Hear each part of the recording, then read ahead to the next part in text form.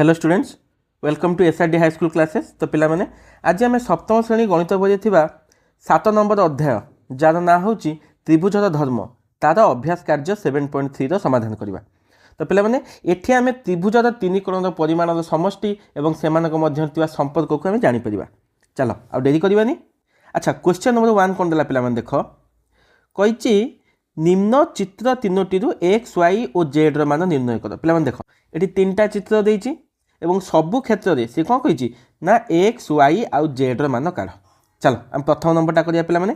अच्छा, प्रथम ये चित्र को देख पिला माने देख आम गोटे कथा पिला माने तुमको कही दउ शुण ना त्रिभुजर तीनटा कोण मिसिले सबु बेले केते डिग्री हम ना 180 डिग्री। मन रखिथिबो एटा त्रिभुजर तीन कोणर परिमाणर समष्टि केते 180 डिग्री। ता माने कोन पिला माने आम जानले ना एक्स मिसाण 65 डिग्री मिसाण 35 डिग्री ये तीन जन ये जो तीनटा कोण रहा ए कोण एक्स 65 डिग्री आ 35 डिग्री ये मिसले केते हम ना 180 डिग्री।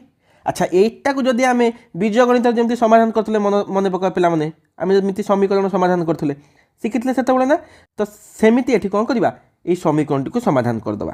देख पिला माने तो पिला माने एक्स केते हम ना एक्स मिसाण ये 65 ये 35 मिसीज ना मिसी केते हो 65 5 केते हला 70 30 100 एक्स मिसाण 100 डिग्री जे केते हला 180 डिग्री। तो पिला माने एक्स केते हबो ना एक्स समान ये 180 डिग्री दे ये एपटे 100 डिग्री मिसा होगी अच्छे एक्स संगे सेपटू गले कौन हो फेड़ी हो ना। तो एक्स केते बाहला पिला माने ना 180 100 गले केते 80 डिग्री। देख लो पाइगले एक्स बुझिपाल ताने एक्सटा केते हबो ना 80 डिग्री। चलो नेक्स्ट क्वेश्चन को जुआ पिला माने। नेक्स्ट क्वेश्चन भी देख आमको देख गोटे कोणर परिमाण देइछि पिला माने आउ गोटे कथा कौन देइछि ना एई दीटाक एमति दुटा एमति गादा गादा पड़छि माने कोन ए दीटाक बाहुर दैर्घ्य समान। तो पिला माने या पूर्व जो आम पढ़िथिला 7.2 रे मु तुमको कोन कहिथिली ना गोटे त्रिभुज रे जदि दुईटी बाहु समान तेबे सेमानकर सम्मुखीन कोण भी कौन हेबे समान हेबे। ता माने आमे कौन पाइबा एक्स जहा पाइबा वाई सेया पाइबा। बुझी पारछो ना आमे एठी कौन पाइले एक्स जहा वाई सेया काईकी ना ता आग बाहु दीटा समान।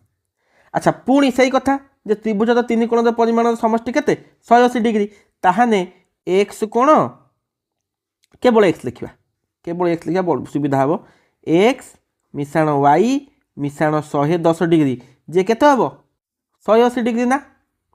एबे देख पिला माने एक्स प्लस वाई जे केते हबो पिला माने ना 180 डिग्री माइनस 110 डिग्री। अच्छा, तो एक्स प्लस वाई केते हबो पिला माने 180 110 गले केते ना 70 डिग्री। एबे एक्स प्लस वाई आमे पाई गले केते 70 डिग्री।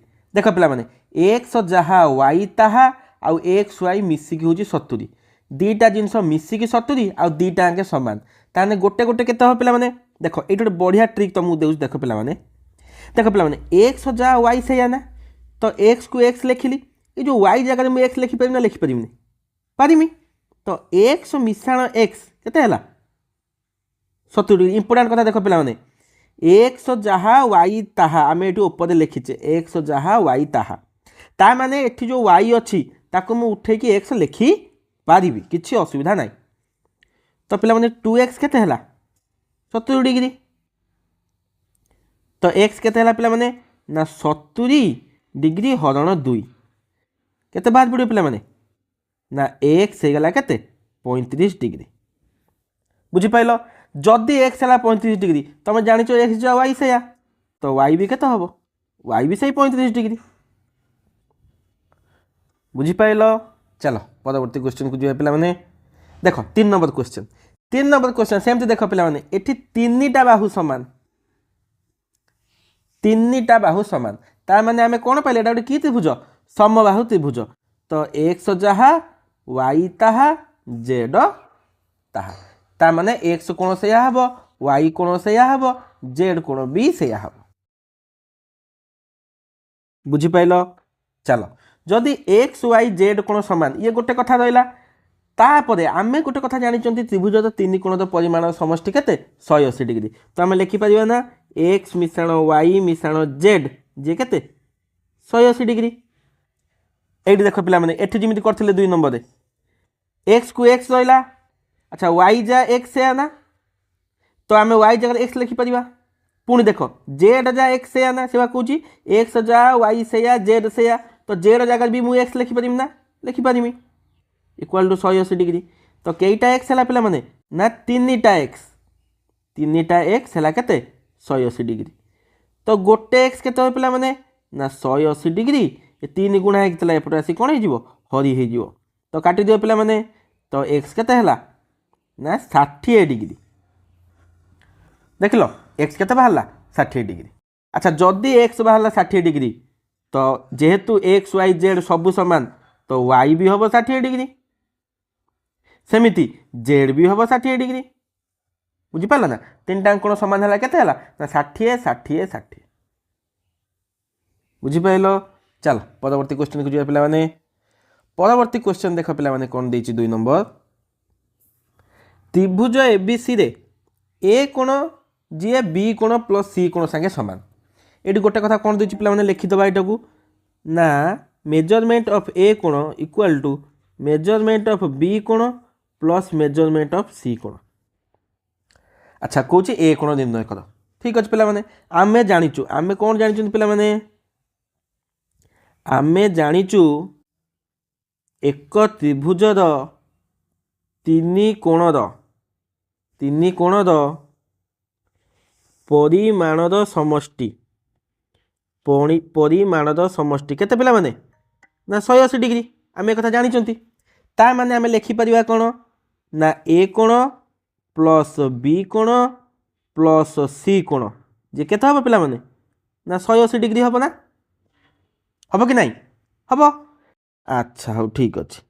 तो एम ऑफ ए कोण देख पिला माने ये जो बी ए कोण जहाँ एटी M of B plus C से देना ना तो ये जो M of B plus C एटी अच्छी ता जगार मुझे उठेकी आउ थे ए कोण लिखिपर ना सी बा कहला ए कोण जा बी कोण और सी कोण मिसिकी से तो ये जो बी सी मिसिकी लिखाई से उठेकी से जगह ए कोण बसई पारि ना पारि पारि आप से भाई कर तो ये केते है पे ना 180 डिग्री। देख पे ये कईटा ए कोण है ना 2टा ए कोण जे केते है पे ना 180 डिग्री। तो गोटे कोण केते हो पे ना 180 डिग्री हरण 2 तो गोटे कोण केते है पे ना 90 डिग्री। ये पचार ना ए कोण निर्णय कर अतएव ए कोणर परिमाण 90 डिग्री। बुझीपाल। तो बहुत बढ़िया सहज एक्सरसाइज थे माने पे बहुत छोटियाटे है। तो आशा कर आज वीडियो तुम हेल्पफुल थी निहाती कर सार को देखब। तो आज आम रहिले पुणी आम भेटवा कौटी ना अभ्यास कार्य 7.4 से पर्यटन मन दे पढ़ुवे पे रही। जय जगन्नाथ।